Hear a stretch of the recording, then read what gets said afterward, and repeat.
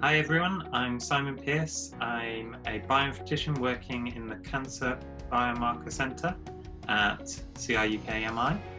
And so what does a bioinformatician do? So we take data that comes from what's called the sequencers, which read the genetic code of samples, which may be patients from clinical trials, or it may be in research.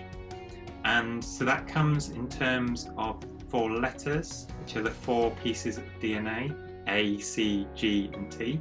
And that just comes as a big string saying that the patient or a sample has, say, an A, C, C, G, A, T, etc. And we just get big, long sections of DNA. So bioinformaticians like me have to then take that and assemble it into where it belongs in the human genome.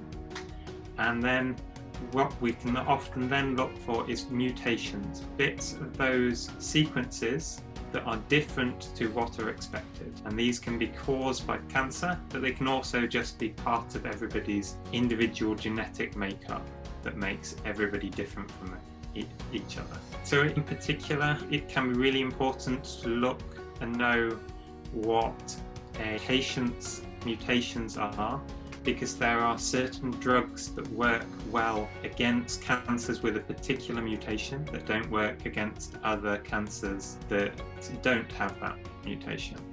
And this is part of the targeted treatment that is happening more and more. During the COVID-19 lockdown, I've been able to continue working through that because everything I do is on the computer anyway.